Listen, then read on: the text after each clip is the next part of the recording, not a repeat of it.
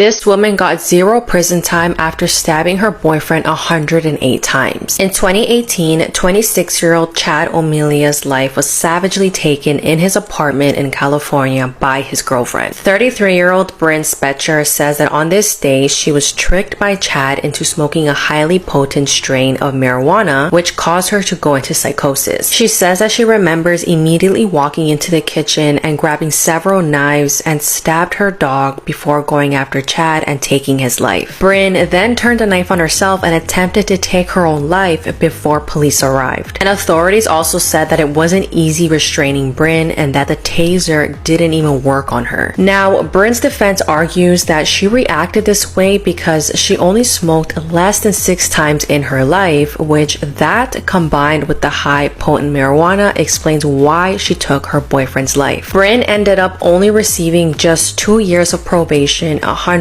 hours of community service, and no prison time. This may be the most proof I've ever seen that the Illuminati actually exist. In this clip, Simon Lou starts talking about the Illuminati, and he turns his attention to Andrew Garfield, and notice what happens next. Illuminati real? And if so, why haven't I been invited? Garfield, where are you? I know you know. I know you know. Now let's look at that again. But that's nothing compared to this next one. Kelly Clarkson is interviewing Kevin Hart when she starts talking about being offered major money for sketchy things. Pay attention to Kevin's response. Dollars in my face to do something I didn't want to do. And what? Just, you've been on, yeah. Oh, they're in the room. It's almost like these actors know they shouldn't be talking about these things. Let me know what you think in the comments below, and follow for more creepy, dark, and interesting content. A 16-year-old was shot by a homeowner after ringing the wrong doorbell. Ralph Jarl was picking up his twin brothers when he mistakenly went to the wrong house. His aunt explained how the teen was shot in the head twice before searching for help. He ran to 3 houses before one of the neighbors said, "Put your hands up and lay on the ground." The teen is known as a musical genius and is one of the top bass clarinet players in Missouri. Ralph is currently in hospital where he is now recovering from his injuries. The police released the alleged gunman from custody pending further investigation. The release did not sit well with the public, with civil rights attorney tweeting Ralph is fighting for his life. This man must be arrested. Hundreds of protesters have since turned up outside the alleged gunman's home on Sunday afternoon, demanding immediate justice. Police obtained the firearm that was used, but have explained their delay in bringing charges against the homeowner because they are waiting for the teen to make his own statement.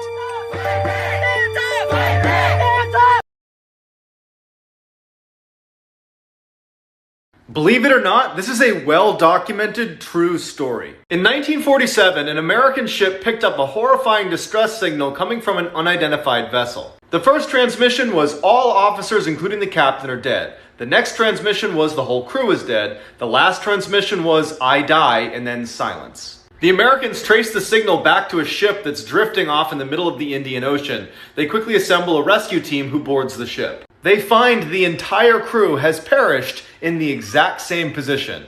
They are on their backs with their hands up as if fighting with some unseen force, and they look like this.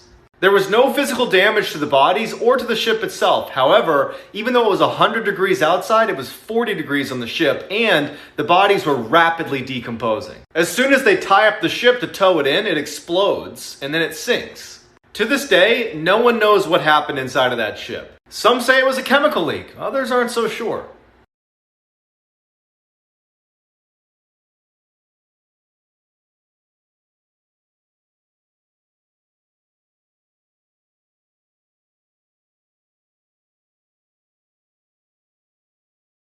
Blood-curdling facts that'll give you nightmares. Many doctors have said that the most common last words that they hear are, "I don't feel so good." Most of the laughing sound effects that you hear on TV shows were recorded in the 1950s, meaning that most of those people that you hear laughing are probably dead. During the French Revolution, it was said that the guillotine had to be used multiple times to get the job done. The reason why planes shut their lights off right before they land is so that the passengers' eyes can adjust to the dark just in case there's a crash. This is so that if the power goes off during the crash landing, they can better find an escape route. Because everyone's talking about the possible serial killer in Grand Junction, Colorado, let me tell you about one of their most infamous murder cases. The Blaggs were a picture-perfect family of born-again Christians until November 13, 2001, when Michael came home to a pool of blood, his wife Jennifer and 6-year-old daughter Abby missing. The back door was left open, Jennifer's purse was spilled out on the floor, and her jewelry was missing. But when authorities looked at the crime scene, something was off. If a stranger had broken into their home, why would they leave items of value behind, like guns and cash? And why would they move the bodies in Jennifer's van and return it to the family's garage? In May the following year, investigators start digging through the Mesa County landfill, and after removing 3,000 tons of trash, they find the mummified remains of Jennifer Blagg, wrapped in a tent and surrounded by trash from her husband's workplace. Michael was convicted for only his wife's murder in 2004, but 13 years later he got a second shot at freedom. It turns out a juror lied on her questionnaire about being a victim of DV. In 2018 he got the same result, life in prison without the possibility of parole. And despite being convicted twice, he refuses to reveal the location of his 6-year-old daughter Abby. It's believed her remains are still deep in the Mesa County landfill.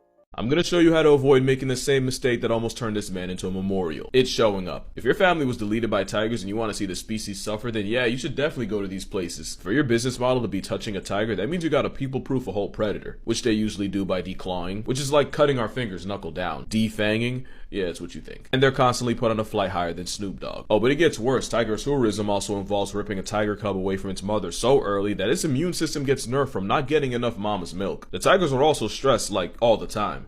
They're just too deep in a sunken place to show you. But you peep how Buddy tried an attitude adjustment with that stick? They don't just make him motherless. A lot of these places will beat the tiger for hours with a stick until it breaks him, and they basically see the stick as a figure of authority. It's like the belt times 1,000. Anytime the tiger even looks out of line, he gets the disciplined side of the stick. Low-key, they do the same to elephants, but that's another video. But pretty much, you remember that trend of folks trying to flex tiger flicks on Tinder? Hopefully that's the closest they got to any cat. And they still had the drug. Of course, sometimes it wears off, and that's when you realize the reason we're the top of the food chain isn't a stick or a frickin' leash. Look, I ain't better than anybody. A couple years ago, I almost did one of those lion walking tours until I researched it and realized I value the lions more. And I'm sure they're not like all bad, but all I know is if you got a cat that murks the likes of that for a living, or that, acting like a humbled house cat, make like a driver in the UK and look left, cause shh ain't right. The more you know. 2 years ago, in September 2023, I posted a video that went viral and then was quickly muted on social media. Today, I will tell you what that video was about, and you'll understand why it was muted. 24 years ago, Donald Rumsfeld, the Secretary of Defense in the United States, gave a press conference. He talked about transactions worth $2.3 trillion that have gone missing. Our financial systems are decades old. According to some estimates, we cannot track $2.3 trillion in transactions. The very next day, a forensic audit team with the support of accountants were investigating the missing $2.3 trillion. Before the money tracing started, a plane hit the tower the accountants were in, and it killed them all. That day was September 11th. As we know, there are known knowns. There are things we know. We also know there are known unknowns. That is to say, we know there are some things we do not know. Now this could be classified as a conspiracy theory, but damn, what a coincidence.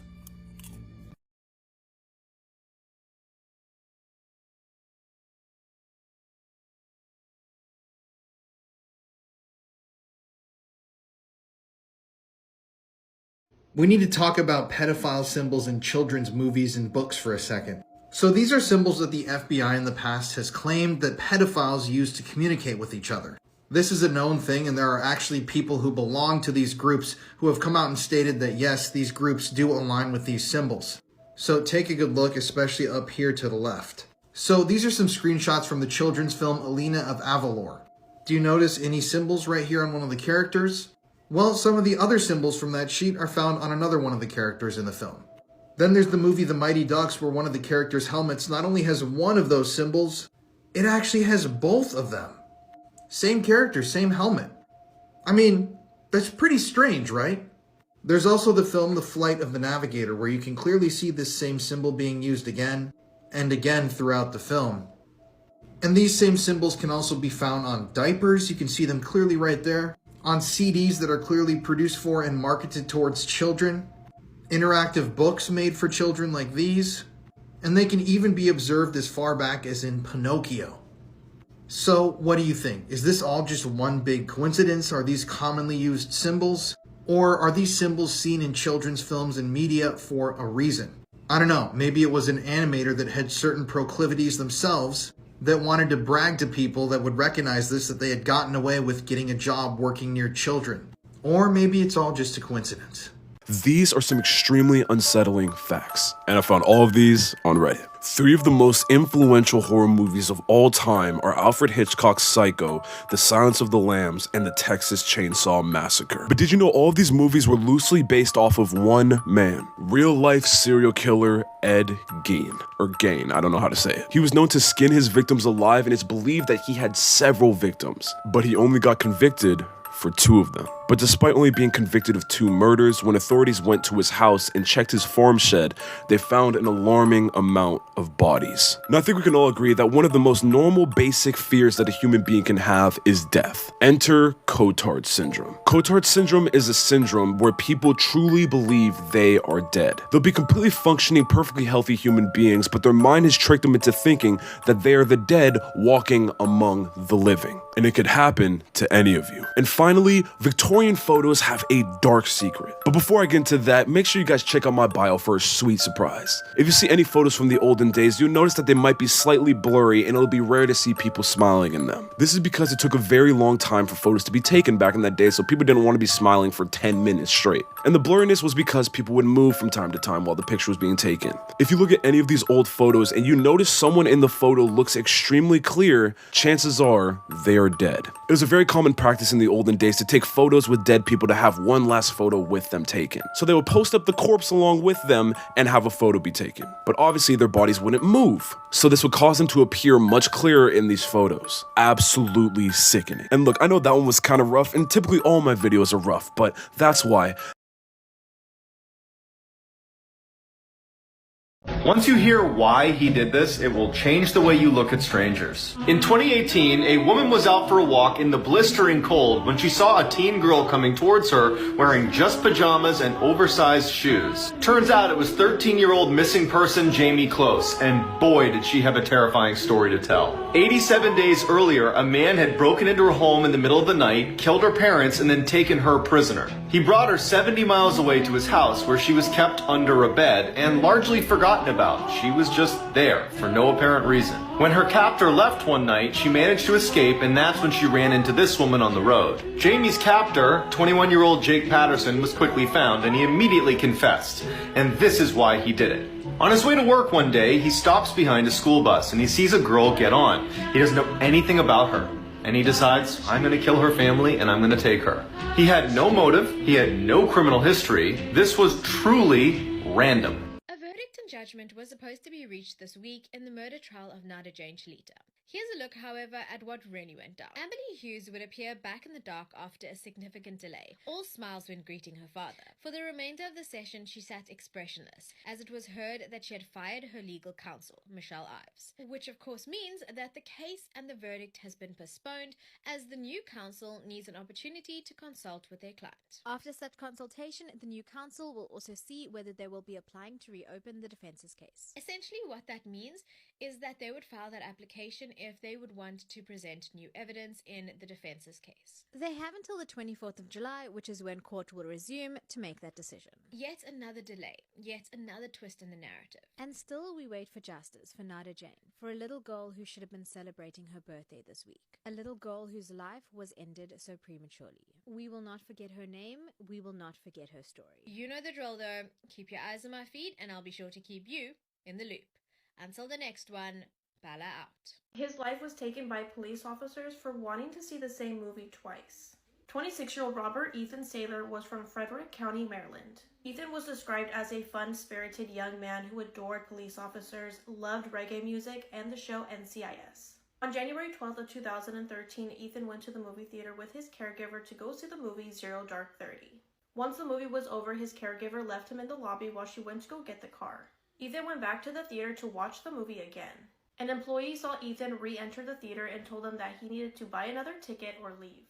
Ethan did not understand why she wanted him to leave the theater, nor did he have any money with him. Ethan ignored the employee and used his phone to try and understand the situation better. The staff member then called mall security to try and remove Ethan. 3 off-duty officers were working as mall security that day, and they responded to the movie theater. Once Ethan's caregiver was back at the theater, she told management to tell officers that Ethan had Down syndrome and if she could be with him. They refused, but she asked them not to touch him because he might freak out. But the theater staff and officers ignored the caregiver. Instead, officers approached Ethan while he was in the movie theater along with 20 other people waiting to watch their movie. Officers told Ethan that he needed to leave the theater, but he refused, he started cussing, and he threw a temper tantrum. Those 3 officers forcibly removed Ethan from his seat and tried to put him into handcuffs. There was a struggle, and officers threw Ethan to the ground on his stomach. One officer placed his knee on Ethan's back and fell forcibly on top of him. Ethan was crying and screaming, saying, "Mommy, it hurts," and then the room fell silent. The officers had handled Ethan so violently that they crushed his larynx, which is a part of the throat. Ethan was transported to the hospital where he was pronounced dead. An autopsy revealed that Ethan had suffered from bruising and abrasions to his face and body and a fracture in his throat cartilage. A forensic pathologist stated that this only occurs with force and included in cases of manual strangulation. The grand jury failed to indict the 3 officers in any wrongdoing. They returned to work as normal and returned to their life as normal. Meanwhile, Ethan's family were grieving the loss of him, but they ended up filing a lawsuit against those 3 officers, and they were given a $1.9 million settlement. I don't think Amy Bradley fell overboard, and here's why. And I know there are a ton of theories out there, but this is just my opinion. Now, please correct me if I'm wrong, but I'm pretty sure the new Netflix documentary left out one very important detail that they once mentioned on Unsolved Mysteries. So really quick side note, if Unsolved Mysteries had a #1 fan, I would definitely be it. I have no word of a lie, been watching this show since I've been 11 years old. Now back to Amy. Her story first aired on Unsolved Mysteries on January 1st, 1998. I'm not even joking when I say that I've probably watched each episode of Unsolved Mysteries about 1,000 times. So when I say that this fact sticks in my head, I mean it. So apparently bright and early the next morning, the bass player went up to Brad, which is Amy's brother, and told him, "Hey Brad, I'm really sorry to hear about your sister." And what's really odd about that, and that's why it never left my mind, is because nobody knew that Amy was even missing except for security and her own family. For reference, here's the clip. That morning, only the Bradley family and the ship's security knew Amy was missing. But according to Amy's brother, so did the bass player.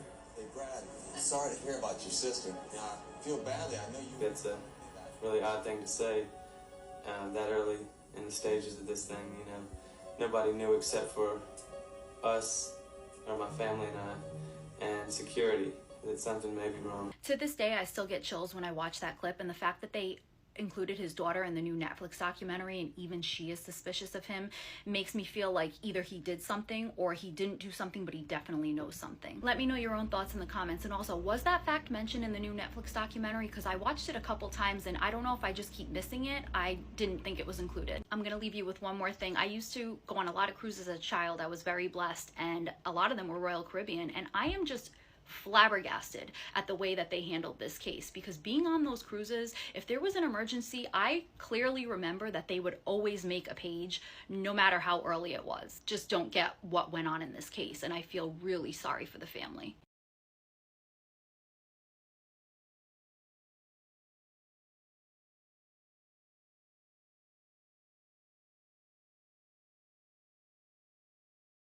Five members of the Dupont de Ligonnès family were found buried under the patio of the family home in Nantes. It was basically a large grave that had multiple bodies inside of it. One was a middle-aged woman. The other remains belonged to 2 boys who were either in their late teens or their early 20s. And then there was one girl in her teens. They were 3 out of 4 of Xavier's children here in this grave, this makeshift grave in the backyard. The girl had to be 16-year-old Anne, and the boys were eventually determined to be 12-year-old Benoit and 21-year-old Arthur. There were also 2 dogs in this same mass grave. These were the family pets. So all of them, including the dogs, had visible bullet wounds. The police could tell how they all died without even needing to order an autopsy. And they were also all still wearing pajamas, almost like they had been killed in their sleep. The question, of course, that everybody was wondering in this moment was, who would do this? Who would want to hurt the entire family? Well, there were 2 bodies that were still missing from this makeshift grave, and one of them was the second oldest son, 18-year-old Thomas. However, it didn't take the police very long to figure out what had happened to Thomas, or for them to realize that he really wasn't the one responsible here for this brutal murder, because he was also shot, wrapped in sheets and plastic, and then buried out back. But now they were starting to get answers. They knew that the family had been killed, and they also knew that there was one person missing. One person who, to all appearances, had not been murdered. And that was the father, Xavier.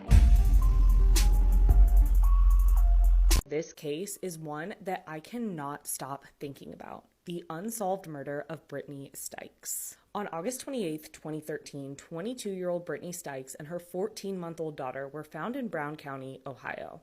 Brittany and her daughter were last known to be heading to her father's home to celebrate his birthday, driving in Brittany's yellow Jeep along US 68 in Georgetown.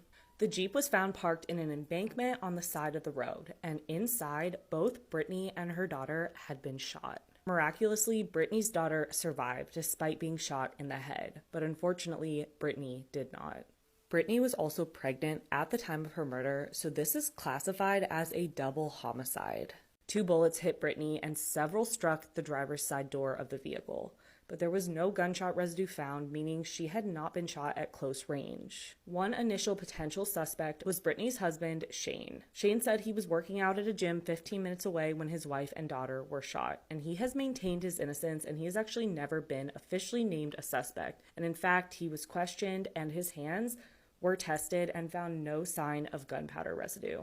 There have been many tips and potential leads over the years, including a woman in 2015 claiming that she knew who killed Brittany and that it was a hit that someone took out on her. But this couldn't be confirmed, and Brittany's case went cold. There is so much more to this case, and you can learn all about it in Season 2 of the true crime podcast, Culpable, which takes a deep dive into Brittany's case. Host Dennis Cooper interviews her family and friends in the podcast, and they explore the entirety of the case over the last 12 years. You can listen to Culpable wherever you get your favorite podcasts. But Brittany and her daughter both deserve justice, and this case just gets crazier as you find out more. And that's why.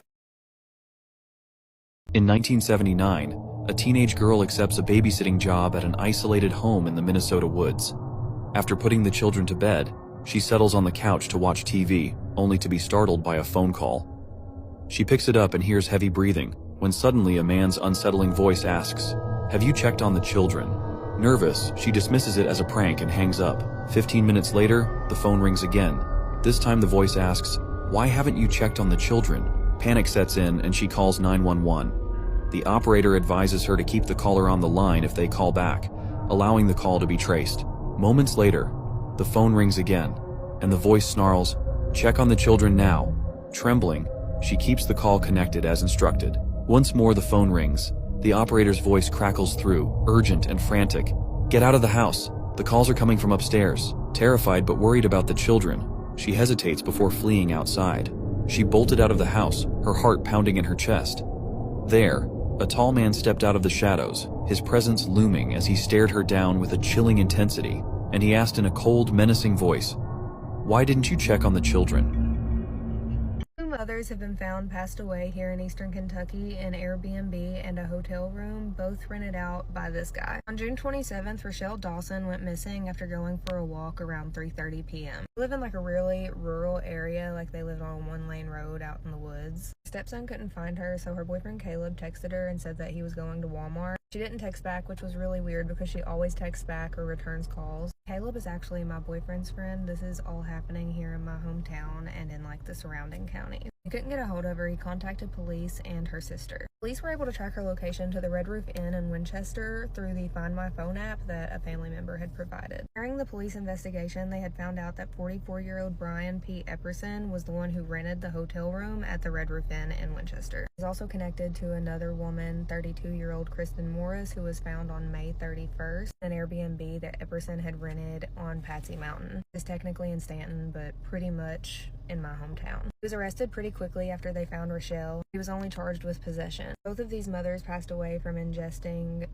too many controlled substances. I have to be careful with what I say on here or this video will get taken down. Go look up the news articles. All you gotta do is search Brian Epperson or Rochelle Dawson or Kristen Morris and any of this will pop up. You'll be able to read all the details there. But Rochelle wasn't a drinker. She didn't smoke. She had never done any controlled substances before. That was very out of character for her. I don't know about the other girl, but I'm assuming the same can be said for her. She's now been charged with connection to the Kristen Morris case. Winchester PD did put out a statement saying that he was the prime suspect in Rochelle Dawson's investigation. Hopefully charges will be brought forth on him for that soon too. More people need to be talking about this. I mean, this is so close to home. This could have happened to any of us. It could have been me, it could have been you. Please share this video to spread awareness, make your own video, whatever it takes. You can also find a lot more details that's not listed on any of the news channels on her boyfriend's Facebook page, which is right here. Also bad for him and his son. I cannot even imagine what they're going through. His son had just lost his mother recently, and now he's lost his stepmother too. She also raised and took care of her niece like she was her own daughter. Kristen Morris was a mother too. It's just so sad. Hopefully he has to spend the rest of his life in jail.